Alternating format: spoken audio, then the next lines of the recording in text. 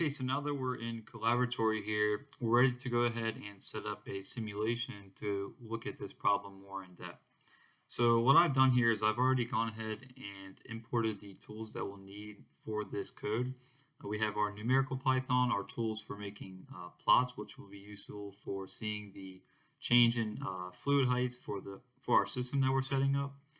And I have also imported from SciPy Integrate this solve IVP, which will allow us to eventually solve our differential equations that we have previously derived. So first here, what I like to do at the beginning, before I code out anything, is I like to go ahead and just enter in the given values that we have.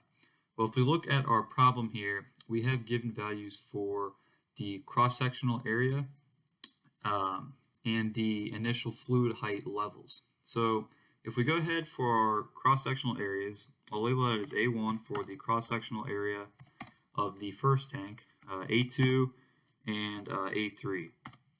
So these will be the cross-sectional areas of all three of the tanks. And these are 0.5, what was it, 0.5, 1, and 2. And for the initial heights of the fluid in each of our tanks, I'll go ahead and signify that as H0.1, H0.2, and H0.3, so the initial heights. So if I go H0.1, H0.2, and H0.3, these again will be equal to 0.5, 1, and 2. I believe is space that out. So I believe that's what we've been given here. Yep, 0.5, 1, and 2. And we've also actually been given another value, which is this proportionality constant. Again, we labeled that as alpha in our derivations. And this is the same for every fluid flow equation that we have. So we can go ahead and set that equal to 0.1. And let me just change my comments here just so that we hopefully don't get screwed up. Okay. So I'll go ahead and run that in.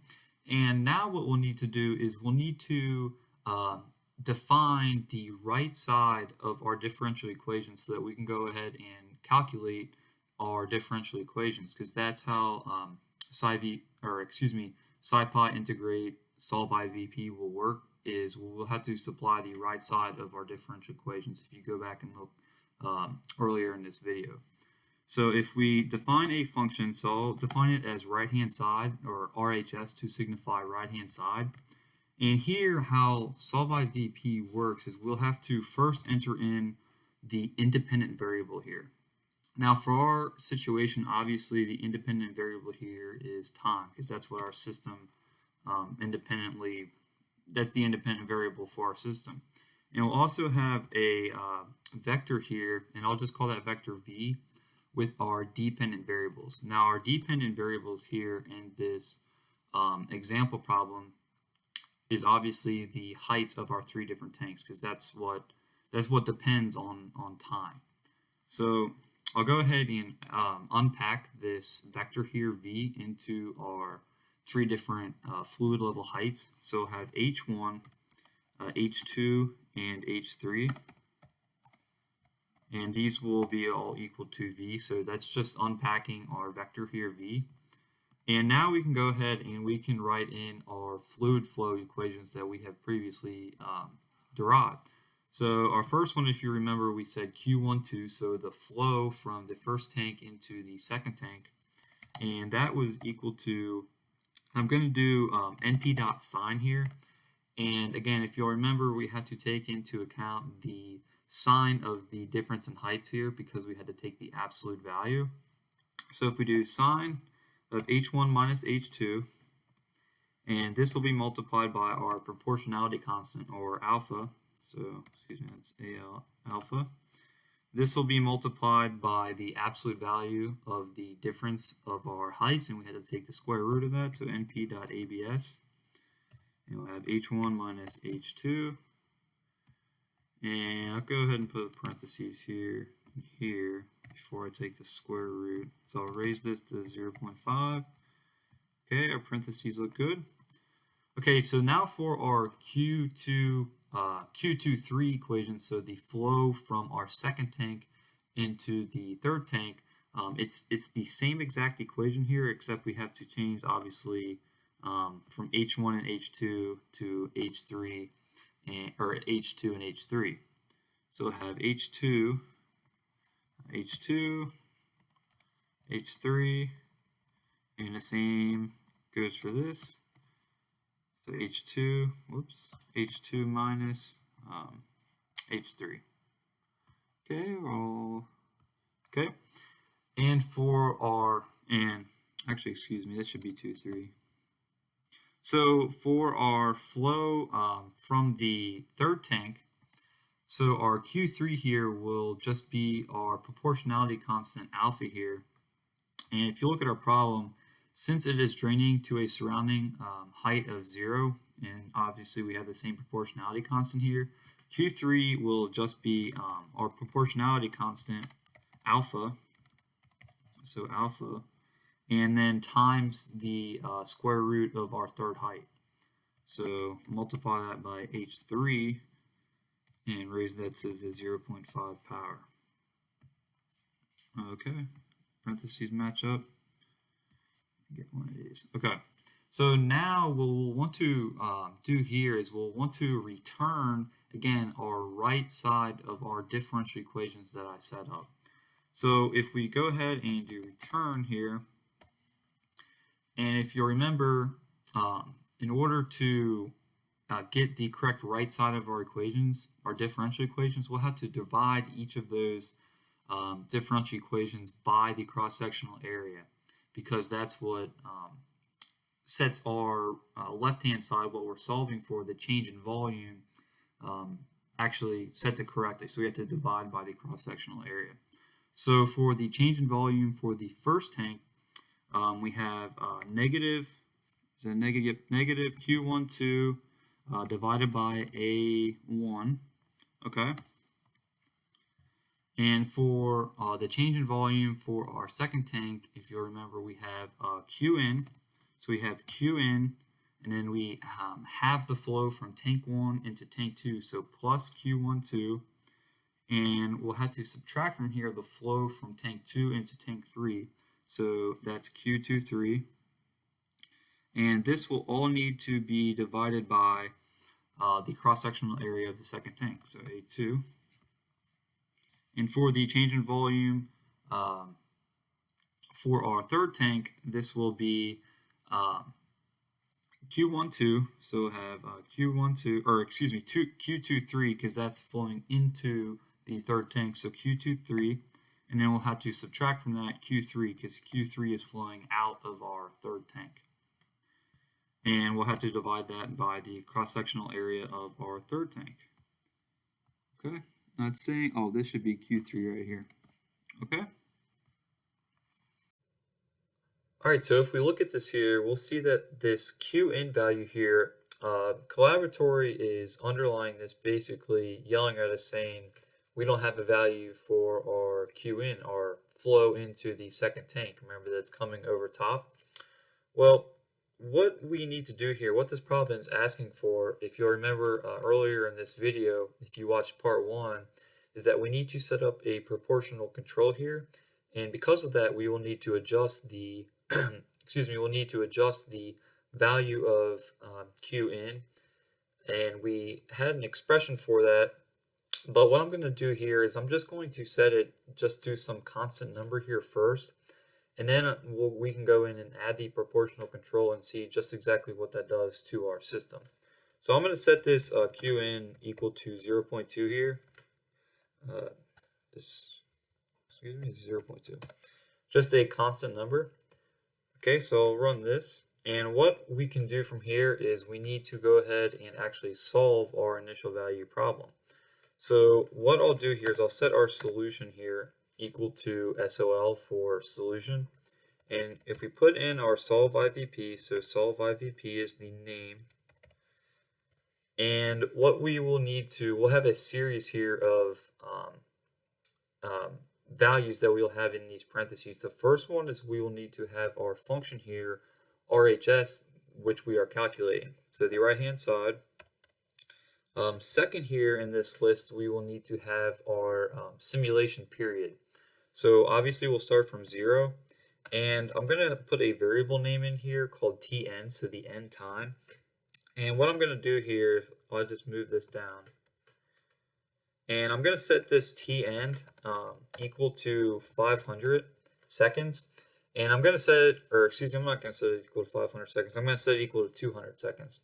And I'm going to set it equal to 200 seconds because I know, since I've already done this problem, I know the amount of time that it would take for this system to reach its steady state, which we will need to see in our simulation. So that's why I'm going to use that. But if you didn't know the amount of time that your simulation would need in order to reach steady state, you can play around with this tn number. But we're just going to move forward with 200 there. So after this, we will need our initial inputs. So we'll have our height inputs here. So we'll have h naught 1, so the initial height of tank 1, h naught 2, and h naught 3. Okay, the parentheses are good. Okay, now next in the list here, we will need a method for integration. Now the method that we will use, excuse me, that's a typo there, but the method, okay, yeah, the method that we will use is what is known as the Raldou method. Now I'm not going to go too in depth on what this is. This is Raldou, yep. But essentially, it's a very accurate way that we can solve initial value problems. And the name for it here, if we put it in parentheses in Python, is just Raldou. So that's the method we'll be using. And lastly, here we will have our dense output, which is our last function here for our solve IVP, and we'll have that to be true. True. Okay. Okay, so I'll go ahead and run this here, make sure we don't have any issues. Okay, so now what we'll need to do is we can go ahead and actually plot our simulation. So I'm just going to go ahead and create just a dummy variable for plotting purposes. So if we just do tplot, we will set this equal to np linspace because we want to linearly space out our points here on our simulation graph. So np.linspace, we will start at 0 and again go to tend, our simulation period, and we're going to go ahead and plot 500 points here. Okay, now what we'll need to do is I'm going to go ahead and unpack here. I'm going to unpack, actually I forgot to do one thing here with our solution. Since we're solving our initial value problem here, so this right here, our solve IVP, this will return our solution in the form of SOL. So it'll say SOL and then our solution. So what I need to do here is if I put .sol, that will grab our solution and set it equal to this variable name SOL. So now that we have this coded in to our variable name, I can go ahead and unpack our variable name into its into what we were solving for. So our H1, H2, and H3, so the height of the first, second, and third tanks, and unpack that from the variable name, our solution here. Okay, so now what I'm going to do is I'm going to go ahead and do fig equals make subplots. So fig make subplots. Okay.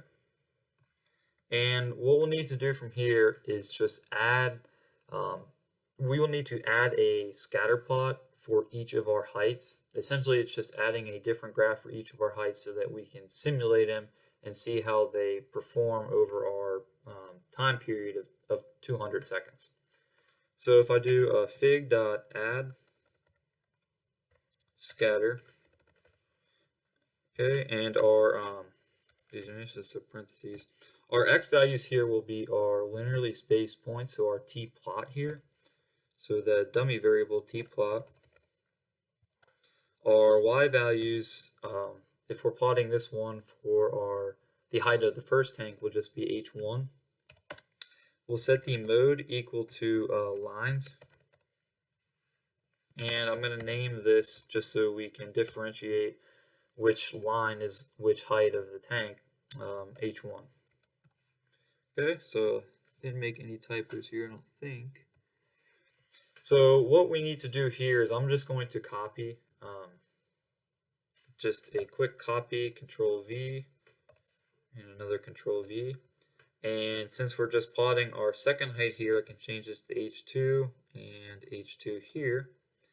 And our third height here, H3 and H3. Okay, so let's go ahead and run this and see what our simulation looks like. Oh, we had a runtime error here. Let's see if this comes back up here. I'm going to go ahead and try run all here and see if this works.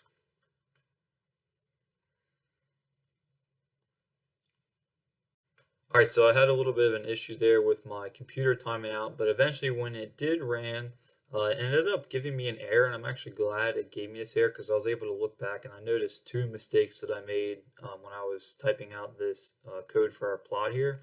So our solution here, it's giving me an error saying that I cannot unpack non-iterable ODE solution object. So this is telling me that this needs to be in terms of our linearly spaced points here, so our t-plot. Okay, and another mistake that I made here is when I typed out our scatter plot for H1, I put in a 9 here at the end, and since I copy and pasted that for each successive one, I'll have to delete those two. Okay, so hopefully when we run this, it actually works and gives us our simulation. Okay, so here is our simulation here. This is what our system will behave like under these conditions. Now, if you'll remember, what this problem is asking is that we set a set point here for our third height. Now, what it's saying here is it wants our set point to be at 4. Now, if you watched the beginning of this video, we had derived an expression here because we need to change our Q in here, our flow into the second tank, so that we can accurately adjust for our set point. And that Q in here was set equal to expression Kc times our set point for our third tank, so H3SP, so our third tank set point for SP, and this will be subtracted by our third height. So when our set point is greater than our H3 here, we will need to increase our flow in so that we can raise that level. If you don't understand that derivation there, you can go ahead and watch the part 1 of this video where I go more in depth on an explanation of how just exactly this proportional control works. So we have to set a value here for our Kc and our set point, and our problem gives us both of those. It tells us that our Kc here is 0.1 and our set point here, so H3SP, this is equal to 4 meters. It wants a set point of 4 meters. So go ahead and run this and see what our simulation looks like. Okay, so this is what our simulation looks like under these conditions. Now, what we can do here, this Kc here, it can depend on time. So we can change it after 5 seconds or 10 seconds. You can do many different things by looking at our simulation here and saying, okay, is this how I want my system to run? And if you're happy with it, then this is what you can use. But if not, this is the benefit of being able to set up a simulation like this so that you can go in here and just change a couple of values and see how the entire system behaves.